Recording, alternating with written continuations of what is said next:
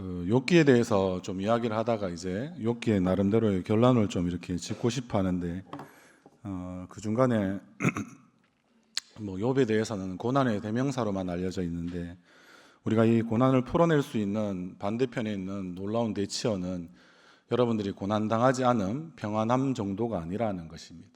제가 말씀드리고 싶은 것은 고난과 이 영광이라는 단어처럼 성도의 삶을 잘 설명할 수 있는 주제는 없다는 것입니다. 오늘도 우리가 찬양할 때 많이 쓰는 용어가 영광이라는 용어를 쓰는데요.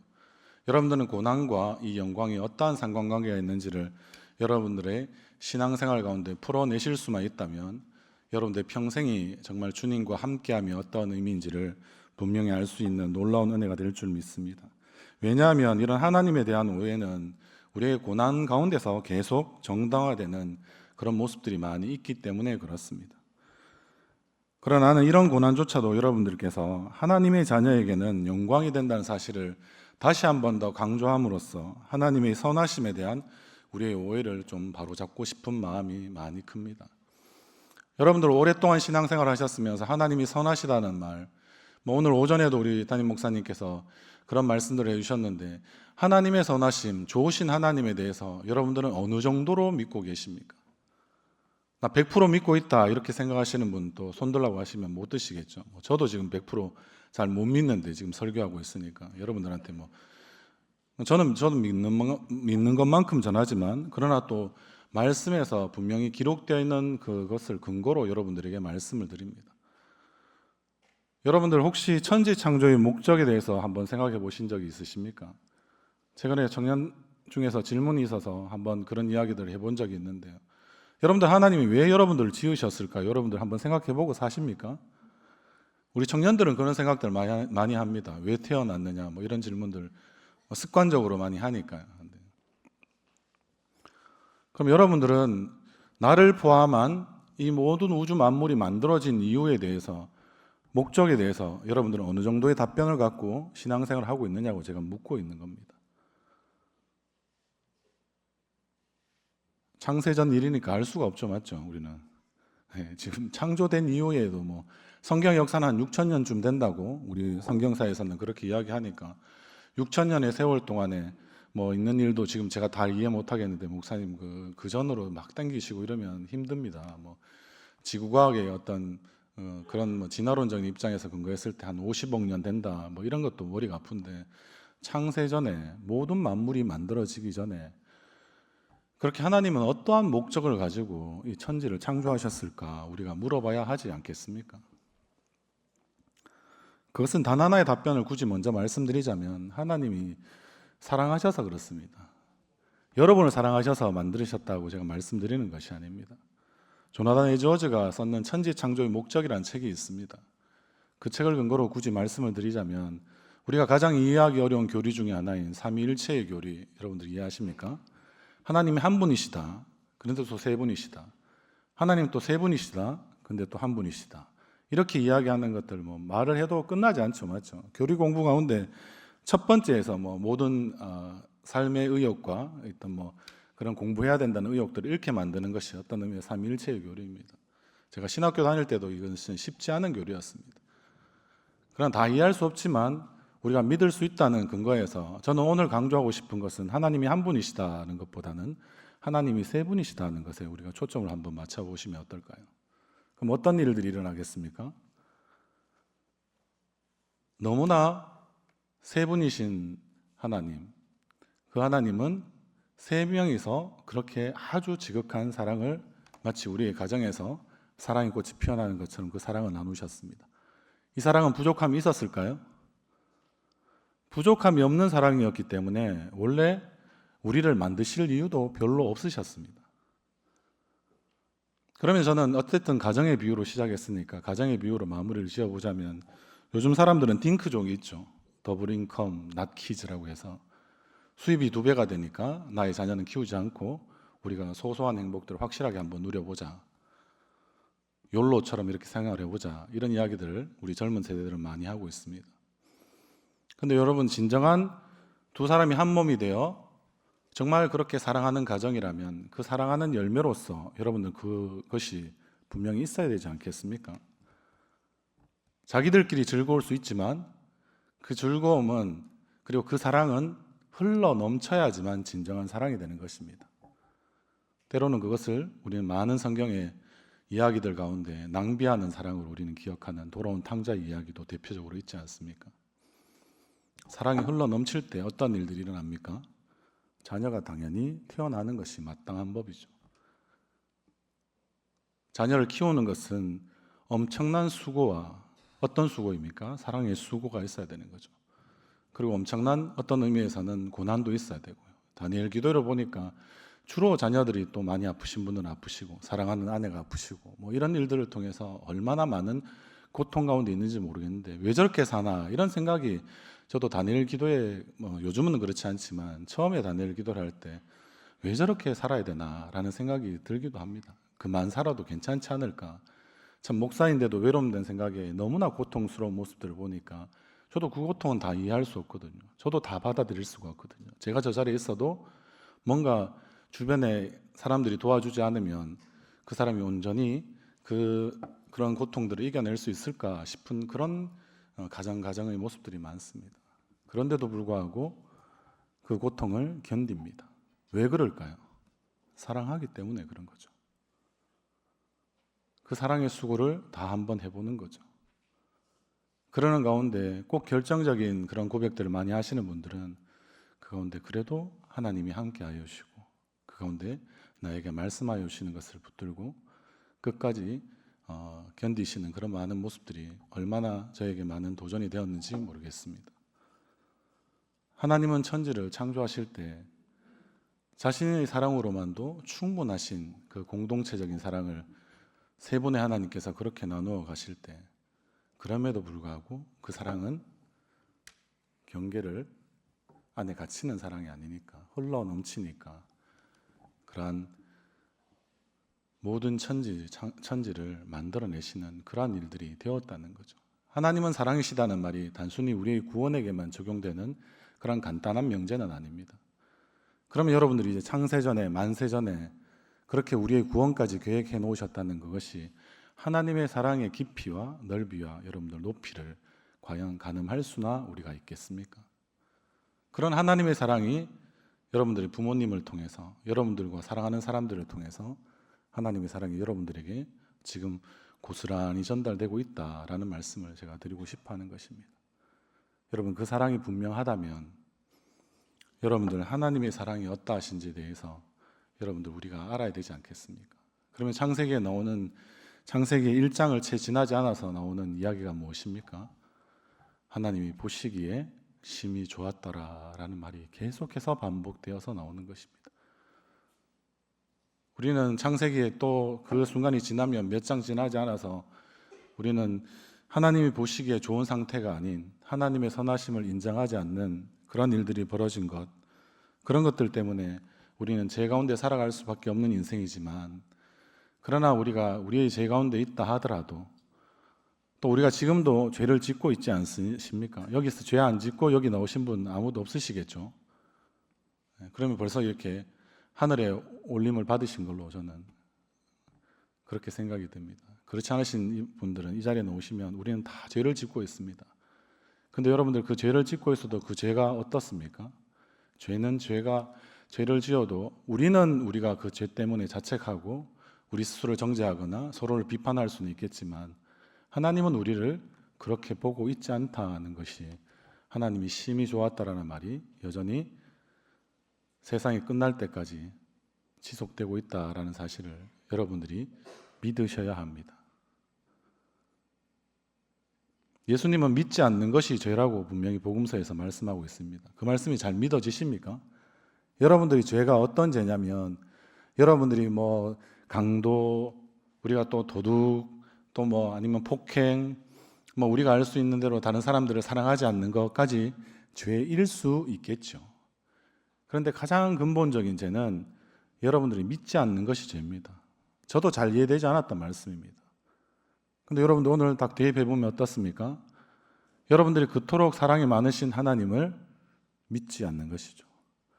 여러분이 그토록 사랑이 넘쳐서 우리를 또 천지 만물을 만드신 그 하나님을 여러분들이 믿지 않는 것이죠. 다른 말로 하면 여러분들이 주님의 선하심을 여러분들이 믿지 않는 것이 죄입니다.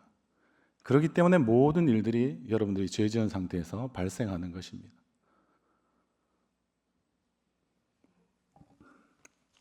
그럼 이 선하심이 과연 하나님의 영광과 어떠한 상관관계가 있는지 오늘의 말씀을 통하여서 좀 풀어내고 싶습니다. 우리가 욥의 이야기를 완전히 마무리하기에는 너무나 장수가 많아서 그렇게 다 풀기는 어렵지만 이제 정리를 좀 해보고자 싶어 합니다. 욥의 고난을 한마디로 이야기하면 어떤 것입니까? 하나님의 영광을 위한 고난이다라고 이야기할 수 있습니다. 욥이 고난을 당한 이유는 여러분들도 잘 기억하시는 것처럼 하나님께서 이렇게 말씀하시지 않습니까? 여호와께서 사탄에게 이르시되 내가 내 종 욥을 유하여 보았느냐? 그와 같이 온전하고 정직하여 하나님을 경외하고 악에서 떠난 자는 세상에 없느니라. 욥기 1장 8절에 이렇게 말씀하셨습니다. 여러분들 어떠십니까? 욥이 고난을 당한 직접적인 하나의 시작점이 될 수 있는 그런 말씀입니다. 사단은 욥이 까닭없이 하나님을 경외할 리가 없다라고 계속해서 이야기를 했던 것이죠. 하나님이 허락하여서 욥에게 주어진 모든 축복을 결국에는 거두어 가셨는 것입니다. 한마디로 하나님께서 욥을 자랑하셨기 때문에 욥의 고난이 시작되었습니다. 그래서 어떤 분들은 나는 욥이 아니니까 저는 그렇게 하고 싶지 않습니다. 물론 하나님도 우리도 그렇게 말씀하시는 분들은 욥이 아니라는 사실을 잘 알고 있습니다. 그러나 욥은 굳이 이야기를 하자면 모든 성도들을 위해서 당한 고난의 하나의 표본, 일명 샘플입니다. 여러분들이 욥이 아니라 하더라도 우리에게 성도로서 살아가는 모든 삶 가운데 우리는 이런 삶이 일어날 수밖에 없다는 것입니다. 여기에 자식 자랑, 아내 자랑하면 팔불출이라고 이야기하고 우리는 좀 그것들을 꺼려하고 부끄러워하는 문화입니다. 잘 자랑하지 않는다는 거죠. 근데 자기의 자식이 태어나서 어떤 일들을 잘하게 되면 여러분들 음으로 양으로 알게 모르게 여러분들 자식 자랑하지 않으시는 부모님들이 있으면 손 들고 저한테 오시면 제가 또 자랑할 수 있는 기회를 드리겠습니다. 그러신 분들이 있으십니까? 저도 그렇지 않은데요. 대부분 좀 자제는 할 줄 몰라도 자식이 잘 되는 것에 대해서 이야기하게 되어 있습니다. 하나님 마음은 어떤 마음일까요? 자식을 자랑하고 싶어 하시는 팔불출 같은 하나님이 그렇게 욥을 자랑해 버리는 바람에 욥은 의외에 마치 습격과 같은 축복이 막 빗나가고 고난이 한 번에 오는 것이 아니라 두 번, 세 번 막 오는 이런 일들이 있어서 그 재물도 자식도 잃어버리는 그런 상황 가운데 있었다라고 말씀드리지 않았습니까? 어디 그것뿐이겠습니까? 하나님께서 한 번만 칭찬하셨으면 그 정도에 끝났을 텐데 한 번 더 칭찬하시는 바람에 자랑하시는 바람에 이 팔불출 되신 하나님 덕분에 결국엔 욥은 더 어려워지는 상황이 있죠. 어떻습니까? 욥기 2장 3절 말씀에 여호와께서 사탄에게 이르시되 네가 내 종 욥을 유하여 보았느냐? 그와 같이 온전하고 정직하여 하나님을 경외하며 악에서 떠난 자가 세상에 없느니라. 내가 나를 충동하여 까닭없이 그를 치게 하였어도 그가 여전히 자기의 온전함을 굳게 지켰느니라. 아멘. 하나님이 이 두 번째 자랑이 욥의 고난을 심화시켰는데 이제 욥의 생명의 불꽃마저 사그러질 정도로 그런 아주 위험한 상황 가운데 자신의 몸까지 이제는 질병으로 엄청난 고생을 하게 되는 그런 일들을 우리는 성경에서 여전히 읽고 있습니다. 욥은 어땠을까요? 욥은 계속해서 묻죠. 근데 여러분들 기억하십시오. 이 모든 일의 시작은 하나님께서 하셨으니 하나님께서 마무리 지으실 거라는 우리는 그런 믿음. 천지 창조의 목적도 말씀드렸으니까 천지 창조의 끝남에 대하여서도 결국에는 하나님께서 책임지실 거라는 사실들. 우리는 그런 알파와 오메가, 시작과 끝이 되시는 그 주님을 우리는 여전히 기억하고 있다면 그 주님께서 이 모든 일들을 책임지신다는 거죠. 이 하나님께서 하신다고 이야기할 때 결국에는 욥의 믿음을 하나님께서 말씀드린 대로 거듭해서 칭찬하시는 바람에 이 사탄이 많이 화가 나가지고 어떻게든 한번 해보리라 생각합니다. 그런데 우리의 인생 가운데는 욥의 이야기처럼 다 밝혀진 인생 가운데 살아가시는 우리 성도님들은 없을 겁니다. 그리고 그렇게 고난당하고 계신 분도 없을 겁니다. 고난 중에 있는 분들은 있으시겠죠. 고난이 끝나봐야 그리고 처음과 끝이 되시는 우리 주님 앞에 우리는 다시 서봐야 우리의 진정한 고난의 이런 신비나 놀라움에 대해서 다 우리는 이해할 수 있게 될지는 모르겠지만, 그러나 어느 정도는 밝히 얼굴과 얼굴을 보듯이 우리는 알 수 있지 않겠습니까? 그때 우리가 비로소 할 수 있는 이야기는 무엇입니까? 결국에는 이것이 바로 우리의 성도의 고난은 그런 하나님의 영광을 위한 고난이 될 수밖에 없다라는 사실을 우리는 결국에는 욥을 통해서 어렴풋이 알 수 있다는 것이죠. 욥을 이야기했으니까 뭐 다른 많은 성경의 인물들, 바울과 다윗과 이런 인물들도 이야기할 수 있겠지만, 건너뛰어서 우리가 예수님에 대해서 한번 이야기해 보면 어떻겠습니까? 예수님은 성삼위 하나님의 제2위로서 하나님의 온전한 기쁨이 무엇인지를 분명하게 아셨던 분입니다. 이사야 선지자가 그러나 예언한 대로 보자면 이사야서 53장 고난받는 종에 대한 이야기가 가득 기록되어져 있는 책이죠. 거기에 보면 그는 실로 슬픔의 사람이었다라고 하십니다. 죄를 알지도 못하신 분이고 인간의 모든 죄를 친히 담당하셔야 했고, 그러기 위해서 죄 있는 육신의 모양으로 그는 오셨습니다. 그리고 그가 십자가에서 마지막으로 이야기한 것, 그토록 천지창조의 목적이 될 만큼 하나님의 사랑으로 충족해 되어 있고 충만케 되어 있었던 그분께서 나의 하나님 어찌하여 나를 버리십니까? 라고 말하시며 그는 결국에는 고개를 떨구시고 죽음을 당하셨습니다. 이것은 그냥 죽으신 것은 아니고 하나님의 심판을 정통으로 맞아서 죽으신 것입니다. 창세전에 계획되어져 있던 일입니다. 지극한 사랑은 죽음과 같은 사랑이었기 때문에 그렇습니다. 여러분, 이쯤에서 우리가 그래서 물어봐야 되지 않겠습니까? 제가 고난과 영광은 분명히 관계가 있다 말씀드리지만, 여러분들, 우리가 이렇게 이야기하면 하나님은 천지를 만들어 놓으시고 그리고 그토록 사랑하는 아들까지 죽어가면서 그런 아들도 이 땅에서 고난받고 십자가를 지고 죽어야 했는데, 그러면 하나님의 사람도 물론이고 세상을 구했다고는 이야기하지만 이 예수 그리스도도 결국엔 친히 고난을 겪으셨다면 우리는 왜 이런 하나님을 믿어야 하는가? 여러분들 자주자주 질문해 보시기를 바랍니다.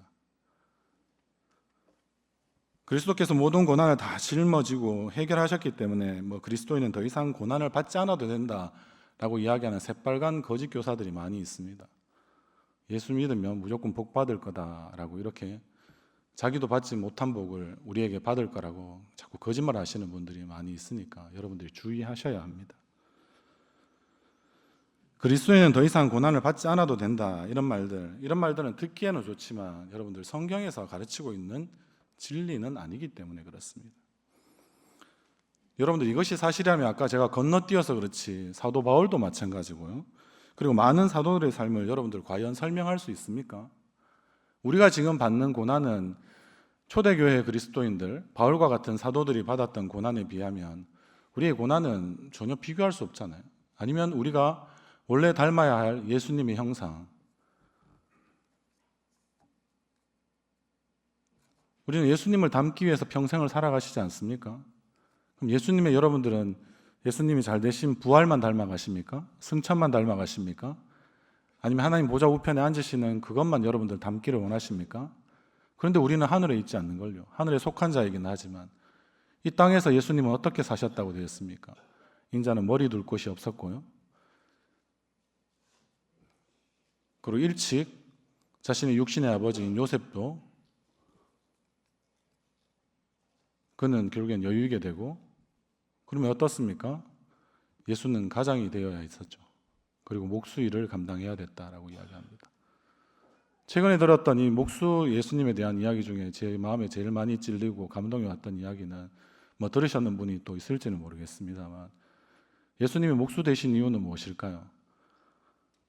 생계를 위해서. 겉으로는 그렇습니다. 그럼 그걸 조금이라도 우리가 깊이 있게 묵상해 보면 어떨까요? 예수님은 아버지가 목수 요셉이라서 요셉이 그 목수의 직업을 받았을 수도 있지만, 그러나 그거보다 한 걸음 더 나아가서 여러분들, 예수님이 그런 나무로 물론 의자도 만들고 나무로 또 책상도 만들고 나무로 여러 가지를 많이 만드셨겠지만 결국에는 그 나무를 친숙하게 만들면서 자신이 십자가를 져야 한다라는 사실을 그의 일상 가운데서도 한 번도 잊지 않으셨던 그 직업이 바로 목수였다라고 해석하시는 분들이 있더라고요. 여러분들 그 십자가를 매일 그렇게 여러분들 일상 가운데 묵상하고 계십니까? 십자가에 상한 예수님의 고난을 우리도 본받아야 하지 않겠습니까? 닮아야 하지 않겠습니까? 따라가야 하지 않겠습니까? 여러분들 그렇게 본다면 여러분들이 이 고난을, 내가 겪는 고난을 왜 나만 겪는 고난이라고 우리가 찬송가 가사처럼 그렇게 자꾸 반문만 하고 계십니까? 여러분들은 얼마나 여러분들 그 십자가의 렌즈를 통하여서 여러분들이 주어진 말씀을 읽어내고 계십니까? 그러면 욥의 고난이 이해되지 않는다, 욥기라는 책은 너무 어렵다, 이렇게 이야기하지만 여러분들은 아직 십자가를 그렇게 가까이 하지 않고 있다라는 뜻일 수도 있다는 것 잊지 않으셨으면 좋겠다라는 말씀을 꼭 드리고 싶습니다. 저도 그런 것 같습니다. 우리는 모두 그런 것 같습니다. 십자가를 지고 친히 죽음까지 견디셔야 했던 그 예수님의 마음을 우리는 얼마나 따라가고 닮아가고 있으십니까? 우리는 그렇게 물어볼 때 우리 안에 다시 한 번 더 어떻습니까? 이로 말할 수 없는 그런 우리 마음 가운데 하나님의 마음을 우리가 부어지는 그 마음으로 좀 충만해지는 그런 놀라운 일들이 우리 가운데 일어나지 않겠습니까? 여러분들 앞에서 욥기를 앞에 말씀드릴 때 다시 좀 말씀을 정리해 보자면 그렇습니다. 여러분들 욥을 자랑하신 하나님, 우리가 이렇게 얘기했지만 오늘 지난주에도 이렇게 좋은 찬양을 통해서 제가 도전받기도 했었고, 하나님이 여러분들을 믿어주신다는 생각을 여러분들이 한 번씩 해보신 적이 있으십니까? 하나님이 여러분들을 믿어주시니까 하나님이 여러분들을 자랑하시는 겁니다.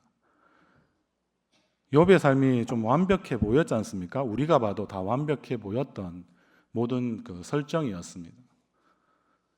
그 정도 되어서 하나님이 믿어줬다라는 말이 아니라 어떤 의미에서는 욥과 같이 그렇게 하나님을 경외하고 살아가는 사람은 하나님께서 그의 무엇을 보고요? 현재를 보고 다 믿어주시는 것이 아니라 하나님은 시작과 그리고 끝이 있으시니까 영원 가운데서 우리를 어떻게 하십니까? 구원만 계획하셨을 뿐만 아니라 우리를 믿어주시는 일이 있다는 거죠. 우리는 늘 보면 이 믿음을 한편에서 일방적인 관계로만 이야기합니다. 그런데 성경은 여러분들이 자세히 보시면 믿음을 일방적인 관계로 이야기하지 않습니다. 욥이 하나님을 경외하고 하나님을 믿었다면 어떤 일이 일어날까요? 하나님이 그의 믿음을 보시고 아브라함에게 이야기했던 것처럼 의롭다고만 말씀해 주시는 것이 아니라 욥을 어떻게 하시는 겁니까? 지금은 그런 모습으로 있지 못하더라도 우리의 자식들을 보면 다 똑같지 않습니까? 사람 되겠나 이런 생각들을 많이 하시잖아요, 솔직히. 저만 그렇습니까? 그렇게 말씀 안 하시는 분들이 많았는데 그런 생각이 드는데 현재를 보면 그렇습니다. 여러분들이 지금 현재의 모양을 한번 보십시오. 그러나 여러분들의 미래를 다시 한 번 더 믿음으로 여러분들이 생각해 보십시오. 여러분들의 미래의 모습을 보고 하나님께서는 믿어주시는 거죠. 왜요? 예수가, 자신의 가장 사랑하는 아들 예수가 그 십자가를 지고 죽음으로써 우리의 과거와 현재와 미래의 모든 죄가 사해졌다는 의미가 거기에 있는 겁니다. 그런데 왜 여러분들은 이 십자가에서 일어난 놀라운 죄사함의 은총을 여러분들 가볍게 여기시거나 작게만 자꾸 보려고 하십니까? 이 일들이 우리 가운데 일어날 때 어떤 일들이 있다는 것입니까? 내가 지금 나의 이 모습은 불만족스럽고 나의 과거지사 때문에, 나의 과거의 모든 일 때문에 내 현재가 이 모양 이 꼴이다라고 우리는 불평불만할 수 있지만 하나님은 그렇게 보고 계시지 않기 때문에 어떻게 말씀하시는 겁니까? 하나님은 선하시니까 그 좋으신 하나님께서 어떻게 보고 계십니까? 우리를 믿는다라고 우리가 고백하고 그 믿음도 원래 우리 것 아니었다고 말씀드렸지 않습니까? 그 믿음을 우리 가운데 주실 때 그것을 통해서 어떻게 하시는 겁니까? 나도 너를 믿어주마 라고 말씀하신다는 것이죠. 그럴 때 어떤 일들이 일어납니까? 고난이 일어납니다. 그러나 이 고난은 자신의 잘못으로 해서 일어나는 그런 일들이라고 할지라도 교리적으로는 여러 가지 신학적으로는 논의할 부분들이 많이 있겠지만 그러나 가장 기본적인 진리 교리 앞에서 다시 한 번 더 우리가 살펴보자면 우리의 과거와 현재와 미래의 모든 죄를 사해 주신 이 놀라우신 하나님의 은혜의 총합을 통하여서 하나님은 우리를 보실 때 우리를 믿어주시는 일이 일어난다는 겁니다. 그럴 때 우리에게는 어떤 일이 일어납니까? 고난이 따릅니다. 여러분들 그런데 이 땅에서의 고난은 끝이 있지 않습니까? 이 땅도 결국에는 끝이 있을 것인데요. 그럼 우리의 고난도 결국엔 끝나는 지점이 있다는 것을 알았던 이 바울과 초대교회 그리스도인들이 어떻게 이야기합니까? 잠시 근심하는 것 같지만 그러나 그는 기뻐했다라고 바울이 고백합니다. 오히려 더 복음을 전하는 이것을 통해서 자신들이 이 예수의 이름 때문에 능력받는 것을 알고 오히려 반대로 기뻐했다라고 이야기합니다. 고난은 영광되기 전에 우리에게 먼저 고난만 주는 것이 아니라 그는 고난 가운데 기쁨이라는 사닥다리를 통하여서 우리는 영광으로 나아갈 수 있게끔 우리를 계속해서 어떻게 하십니까? 하나님이 믿어주십니다. 여러분들 그런 하나님을 믿고 싶지 않으십니까? 그런 하나님의 선하심을 우리는 추워도 조금도 우리가 의심하지 않고 싶지 않습니까? 그런 믿음의 선한 싸움들을 계속해서 하나님 앞에서 또 세상 가운데서 해나가실 수 있는 그런 우리의 성도님들이 되시기를 바랍니다. 그렇습니다. 그렇기 때문에 우리가 뭐라고 결론 내릴 수 있겠습니까? 하나님의 자녀에게 일어나는 모든 고난은 결국에는 우리는 영광스럽다.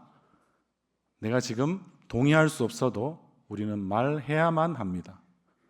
우리의 고난 앞에서 하나님이 영광스럽게 만드실 것이기 때문에. 여러분들 요한복음 17장 1절 말씀에 예수님께서 십자가를 지시기 전에 결국에는 뭐라고 말씀하셨냐면요, 여러분들 결국에는 이런 부분들은 이렇게 말씀하십니다. 예수께서 이 말씀을 하시고 눈을 들어 하늘을 우러러 때가 이르렀사오니 아들을 영화롭게 하사 아들로 아버지를 영화롭게 하옵소서라고 했다는 것입니다. 영광, 영화, 솔직히 제가 성경 공부할 때도 한마디로 다 표현할 수 있는, 설명될 수 있는 단어가 아니라서 좀 어려울 수 있습니다. 그러나 많이 묵상하시면 좋겠습니다. 이런 이야기도 제가 말씀드렸는데 굳이 풀자면 이런 뜻이 아니겠습니까? 여기서 예수님은 고난을 받으시고 십자가에서 죽으실 때가 왔는데 영화롭게 한다라고 지금 표현하고 계시기 때문에 예수님이 그렇게 말씀하셨잖아요. 자신의 고난을 영광이라고. 이 고난과 죽으심을 통하여 하나님 아버지께서 아들을 영화롭게 하셨는 일이고 아들, 이 아버지께 영광을 돌리는 이 수단이 결국에는 이 십자가, 이 고난과 죽음이라고 계속해서 예수님이 말씀하셨잖아요.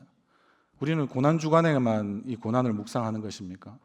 아니면 이 고난을 통해서 예수님이 부활하셨고 승천하셨으니까 거기에만 영광이 있다고 그렇게 우리가 쉽게 말할 것입니까?